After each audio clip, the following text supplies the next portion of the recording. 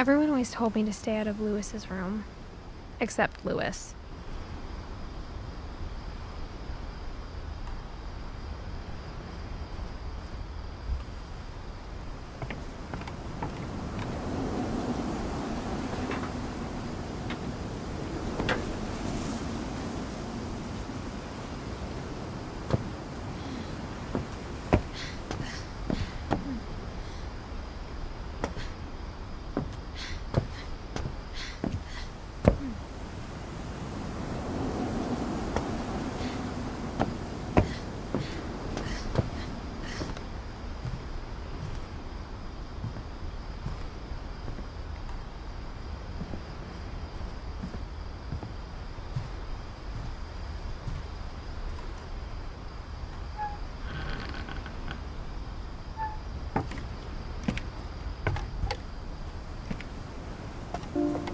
On the way back from Lewis's funeral, my mom told me to start packing.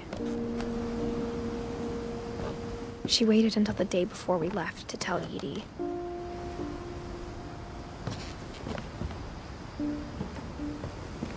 I'm not sure if she wanted to make it easier or harder.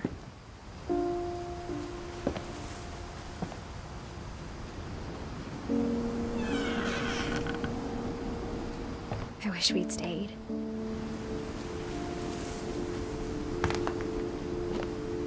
But I understand why we left.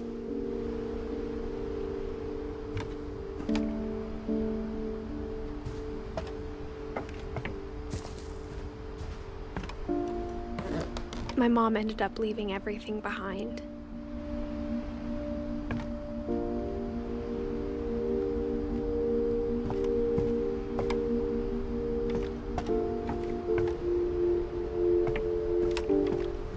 What happened that night had been coming for a long time. Maybe it should have come sooner.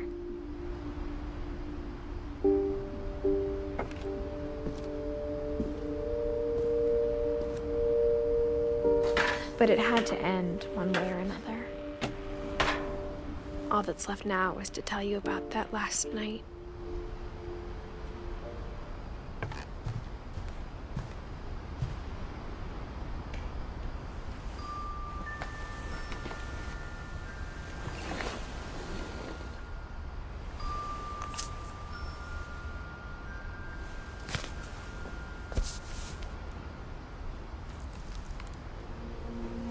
That whole last day, Edie just watched us pack and didn't say a word.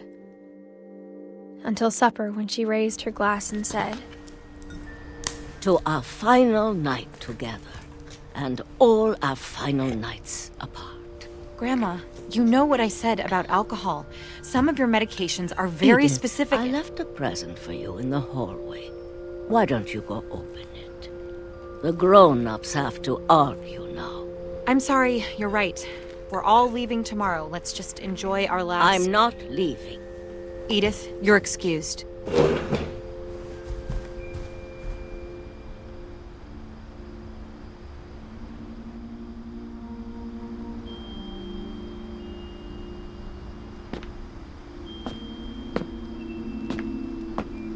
The power had been shut off that morning, but Edie always had plenty of candles.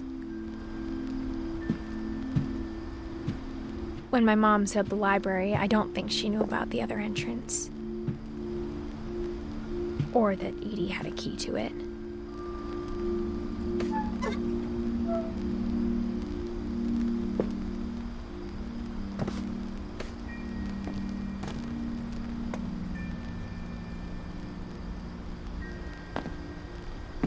That thing you're afraid of isn't going to end when you leave the house. Edith has a right to know these stories. My children are dead because of your stories!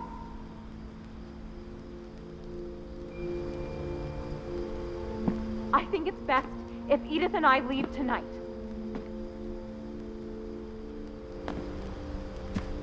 We'll have the nursing home send a van for you in the morning, okay?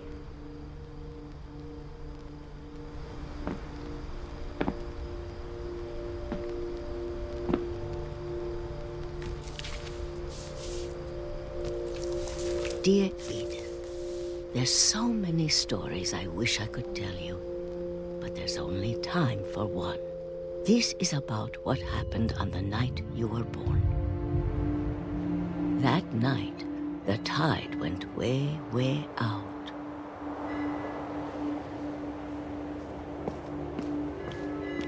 It was the first and last time I ever saw the old house aground.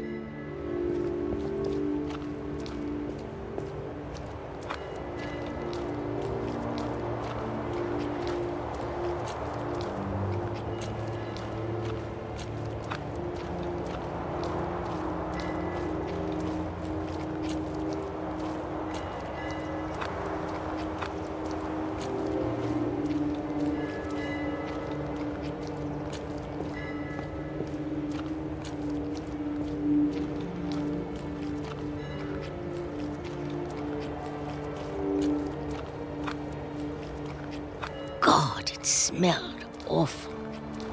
You know, I've seen that house every day of my life.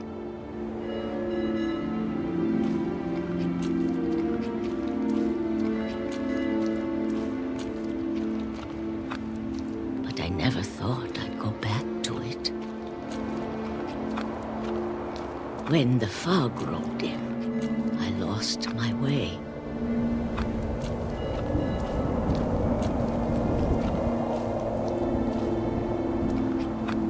I got turned around.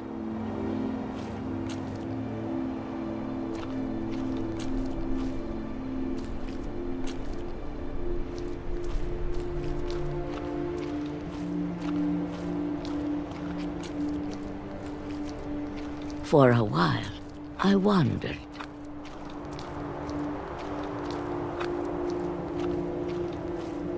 I started seeing things.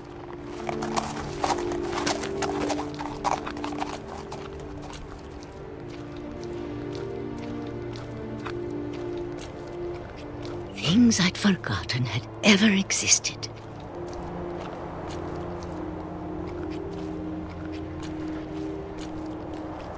But when I saw them, they felt like old friends. That night, a lot of things came back to me. Or maybe I came back to them.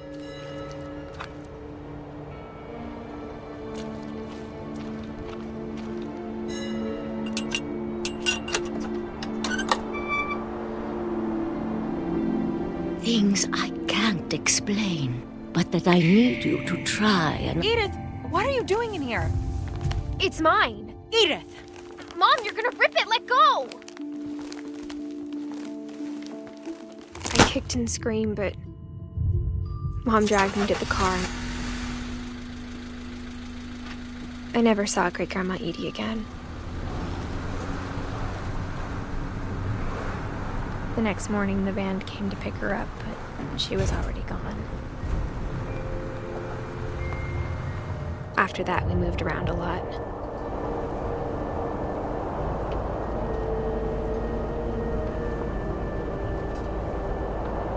We both tried to make the best of it.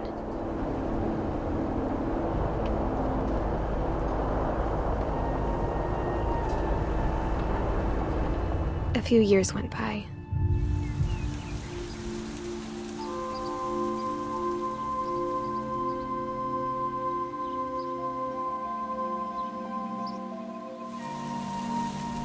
My mom didn't like to talk about it. But she started getting sick a lot. The rest happened pretty quickly.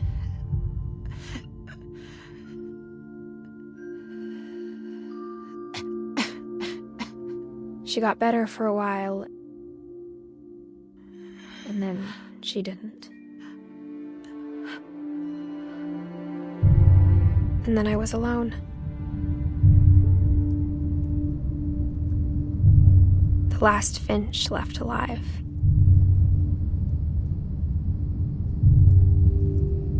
Until I found out about you. I'm still not sure what to tell you about all this.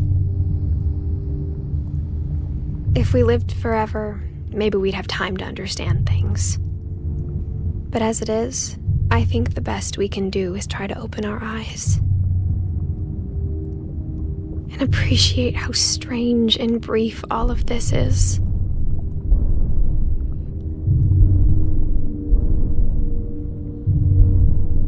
This journal was supposed to be for you. But now I hope you'll never see it. I just want to meet you.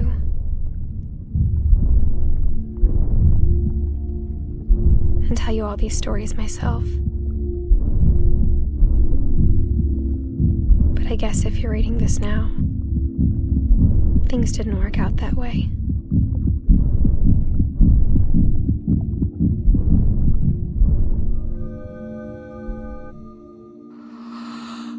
This is where your story begins. I'm sorry I won't be there to see it. It's a lot to ask, but I don't want you to be sad that I'm gone.